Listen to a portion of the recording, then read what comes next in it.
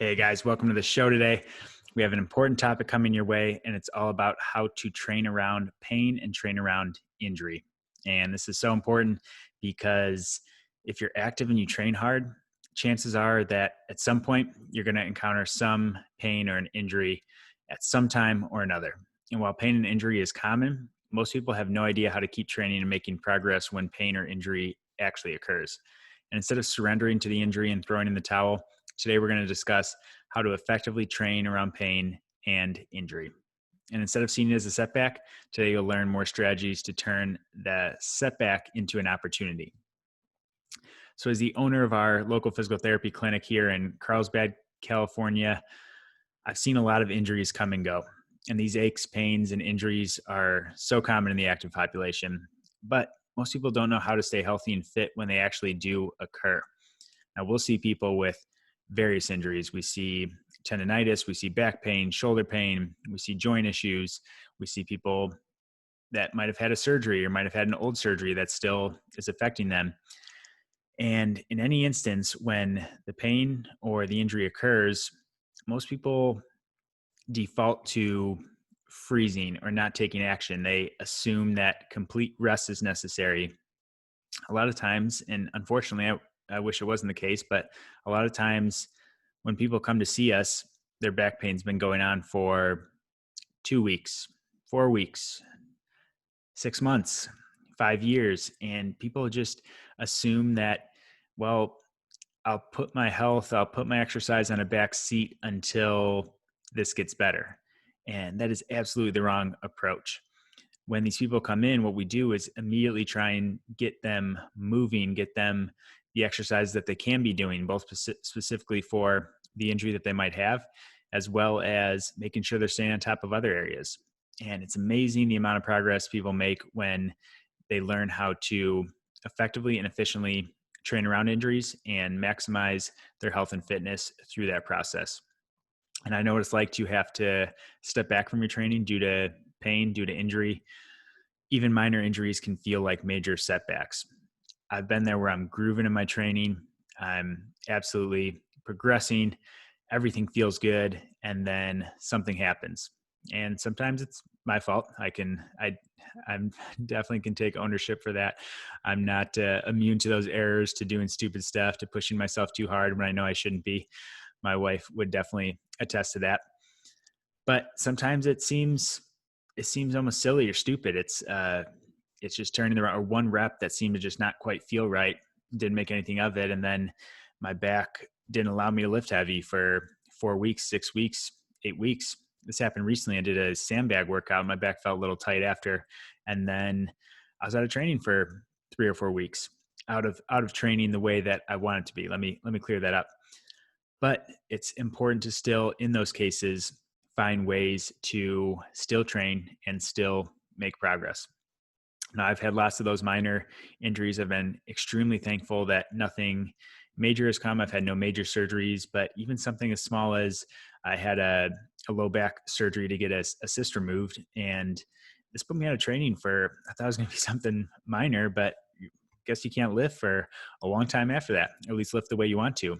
And that's something that set me out of training the way I wanted to for probably closer to 12 weeks. But there's ways that I grew in different ways, both physically and mentally, that I want to talk about here today and give you guys some solutions, some strategies of how to train, how to address your health, how to address your mindset when these things do happen, because inevitably they're going to happen. I have a very good hunch, if you're listening to this, you've had some kind of flare up of some degree that's kept you from training the way that you want to. But that is not the end of the world. There are plenty of things to do to keep you actually not just surviving it, but progressing through it. So let's talk about how you can effectively train around pain or injury the next time that this happens to you. Number one, don't stop training. This is the biggest mistake that we see. Like I talked about earlier, in the instance where someone tweaks their back or something happens, is they stop training altogether. They think that they need to rest it, which is true. You might need to rest the given area, but you should not stop training altogether. There are always things you can be doing. It might look a whole lot different than what your training's used to. If you go to group classes or you're doing HIIT style workouts, it might be taking a break from some of those things and focusing on a different area. But that does not mean that stopping training is the answer. And that's something that I want to start with because that's the most important thing. Keep training to some degree. It might be less intensity, it might be less frequency, it might look different, but that is key to not only keeping your health and fitness, but keeping your mentality, your positive mentality, keeping you're actually going to help healing in those cases as well. Second piece here, don't avoid pain altogether. So pain is important when we tweak something. Let's use we roll our ankle. Swelling is good. Tightness is good. Those things are good because that's what allows the body to protect itself and to heal. But if we look at pain in general, pain is very poorly understood of why it happens, and it doesn't always link directly to tissue damage. So in the acute phases, as our body's designed to, if we suffer an injury, pain is a good thing because it keeps us from pushing where we shouldn't be pushing.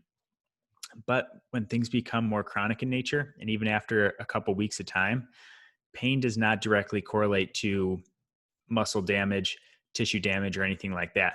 Now, that's important to know because you could have a back injury that happened while squatting or deadlifting, and those movements can still feel painful weeks out, months out, for some people, years out.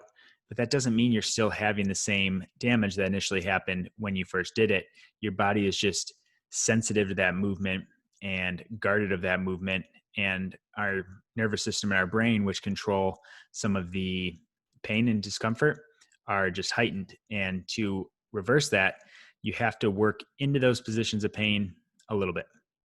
Now, this doesn't mean if you're having 8 or 9 out of 10 intensity pain that you should be pushing through that, but there's nothing wrong with working up into 2, 3, even 4 out of 10 pain is something that's going to actually help you heal and help you get past this.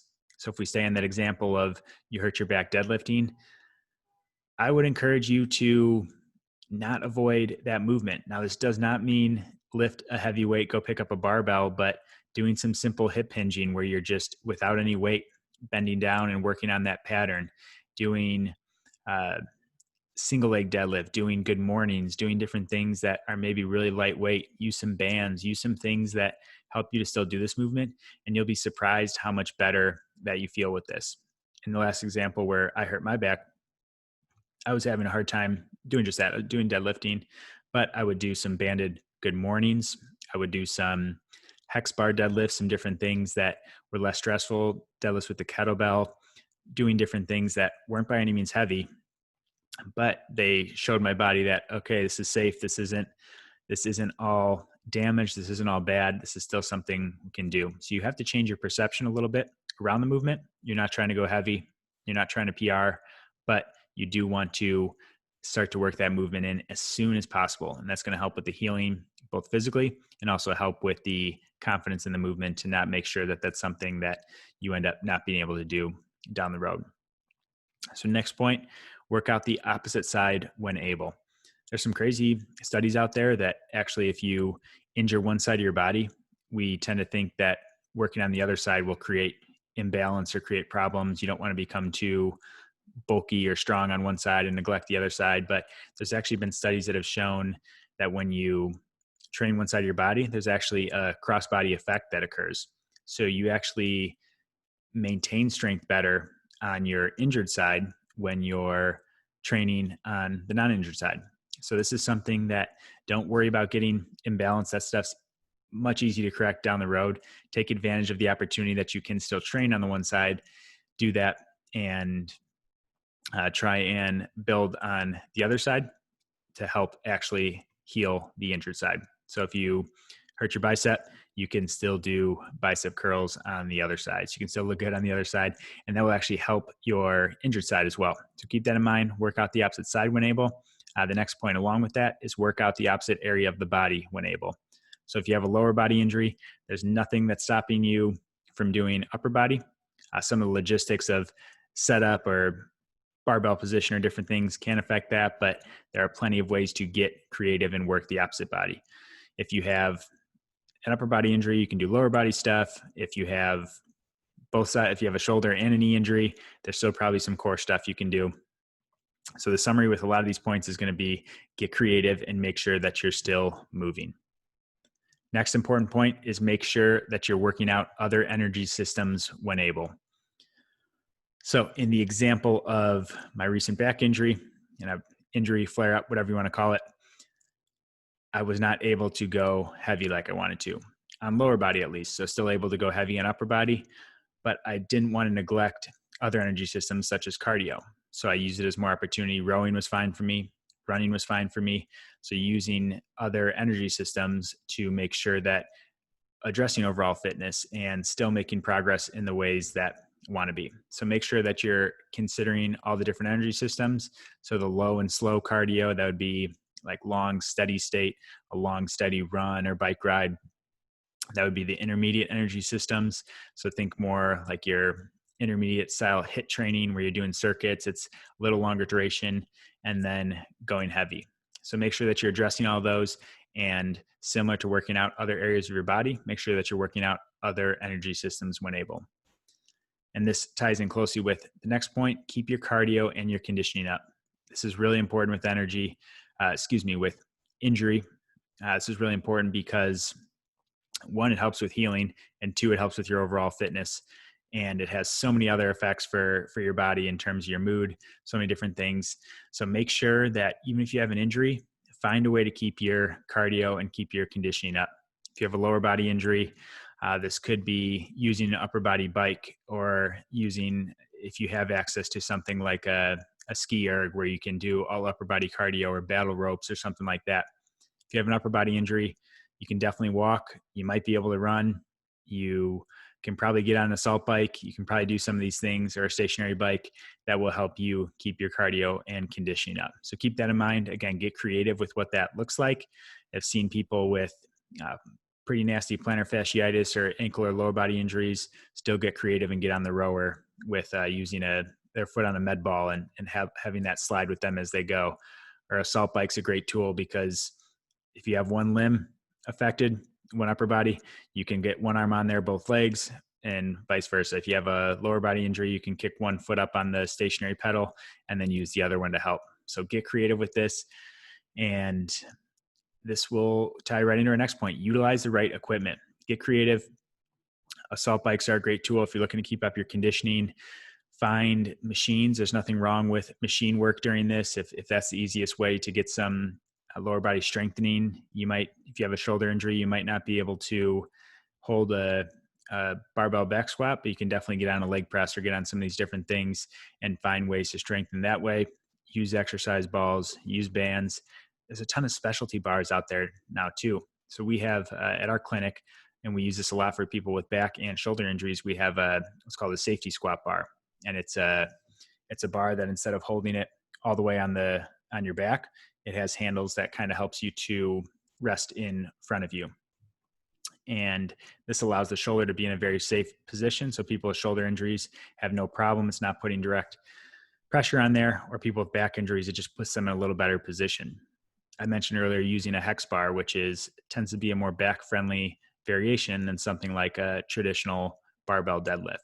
So find some options out there. There's different even upper body bench press bars that put your shoulders in a different position, allow you to grip neutral, use dumbbells. So many options out there to be able to do this. And can't get into everything today, but I hope this at least gives you guys some guidance in terms of where to start, some ways to start to get creative, because there are so many ways out there. And granted, I do this for a living. This is what my specialty is. This is helping people through injury, helping them stay fit, helping them stay active, and helping them reach high levels of performance. But even if you don't have that exercise background, there are plenty of things that you can probably think of to work on, even if you are working through an injury. So reminder, if you are active, the pain or injury is almost inevitable, and you have a decision to make when this occurs. Will you find a way to grow and turn a setback into an opportunity, or will you let key areas of your health and your life slip? And I want you to think about this the next time you get hurt and you can't train the way you want. Instead of letting your nutrition go, avoiding the gym altogether, and feeling upset with the situation, Imagine making the most of the situation and actually improving and progressing physically and mentally through it. And that's possible with the right approach. That's one thing that I didn't mention in the earlier notes is use this to work on other areas of your life. This is something that even if worst case scenario, the injury is so bad that you can't do a lot of the things physically that you want. If you have really debilitating back pain, still try and take a attitude of progress and take an attitude of, okay, I can't train right now, but I can still eat well. I can still focus on my relationships. I can still focus on my family. I've been wanting to read more. I can use that to read more. I've been wanting to focus on my spiritual life. I can take some time for that. Use these opportunities as periods of growth. Take the setback and turn it into an opportunity.